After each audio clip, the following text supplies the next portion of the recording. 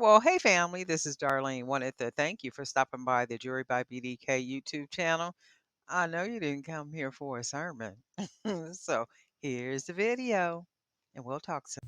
Well, hey family, happy Friday. This is Darlene. I got a couple of questions where people were asking me how I put the wire on the pendant like this. So this is a pendant and it's like the other pendant that I had. I think it was yesterday's video.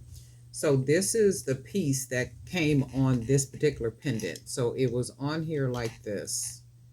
And of course it was welded on here like really good. So this is what the pendant looked like when I bought it. But I don't like this part up here. That's just too much going on. And when I thread it with the wire, the 18 gauge wire, there's too much that I would have to do to this. So if I put a piece of wire through here, hopefully this won't fall.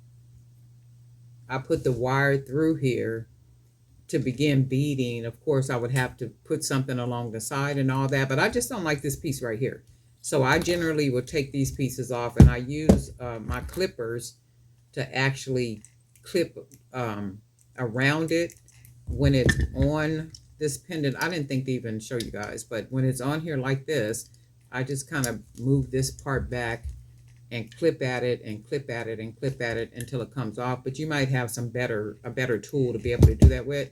But remember, I don't buy a bunch of tools. I don't do all that kind of stuff. I'm a minimalist when it comes to jewelry making. I don't buy a bunch of tools. I did get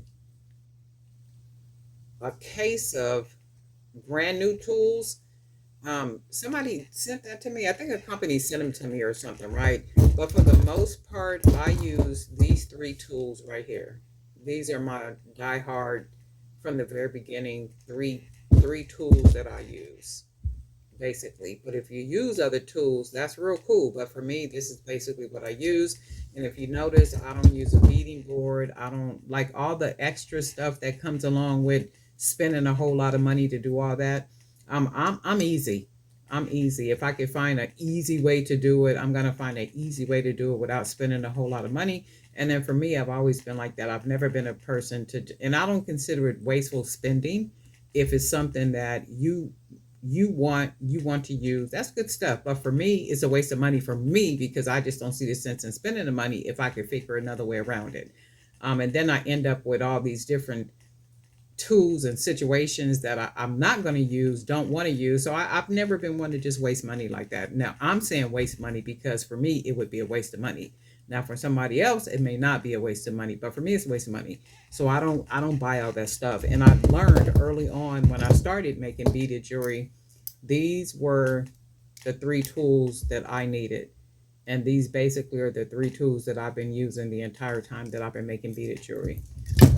So I'm going to go ahead and pull that part off only because I'd already took it off, with these pliers. And so for this part, you see we got this nice little rounded part right here. And I got some 16 gauge wire right here. And I'm using the 16 gauge wire because of course it's thicker instead of the 18 gauge. So I'm going to go ahead and cut a nice piece of this off. I don't be doing no measuring. So I'm going to go ahead and cut a nice piece off because I want it to be nice and thick up here. So all I'm going to do is take a piece of the wire, the end of the wire. I'm going to put it through that hole and leave enough out to where I can start to wrap that wire around just like that. So we're going to start with that part, one end of the wire wrapped around. And then I'm going to take my pliers and round it around it. So when I squeeze it down with the pliers, it should fold on there real nice. So nice and flat like that. So that's one piece of wire. And that's basically what we got. And we can tell it's very sturdy because we took it through the bevel up here. We wrapped it around there. And then all we're going to do is take a piece of the wire up here, pinch it, and then depending on how big you want your hoop up here, that's on you. But for me, I'm going to just pinch it and fold it over like this. And now I'm going to begin to wrap. So now you can see it's giving me what I want. we're just going to start wrapping this wire around the bottom down here, because I want to kind of build it up around the bottom part. Like about like that. And you can see what that looks like. So now I'm going to start taking the wire up, up, and then all it's doing is going up. I want to make sure this is what that looks like. So we're going to keep taking the wire around and around.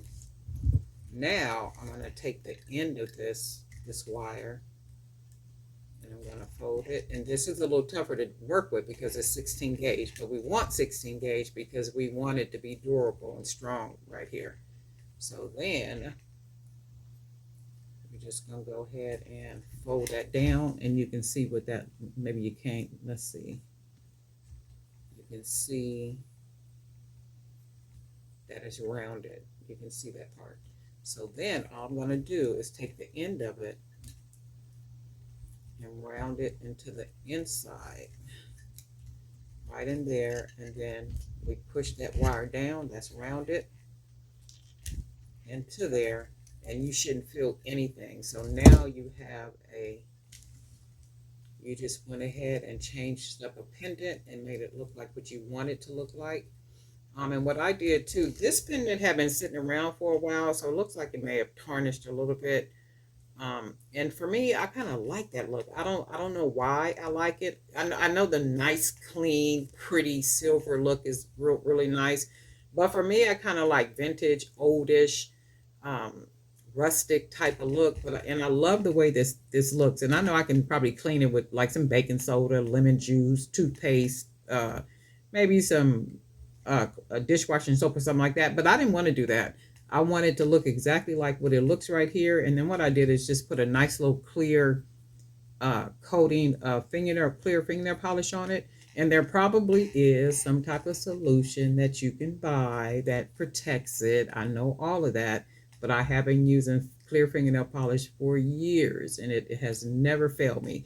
So this pendant, I'm getting ready to make some type of necklace with this. I'm not really sure what it's going to be yet, but I will come back with a video so you can see. But I was asked, how do I take those pendants and change it from its original state to add the wire at the top? And that's basically how you do it. And hopefully that was really simple enough to, and you can see that it's very sturdy. I mean, really, really sturdy. You can't take that off. And you know you can't take it off because the foundation of it is how we wrapped it. And you can even wrap it even more before you actually curl it up and then wrap it up. So you can make sure it's a real steady, durable foundation before you close it off like this. But this is basically how I get it. And I hope that answers the question. And guess what? We'll talk.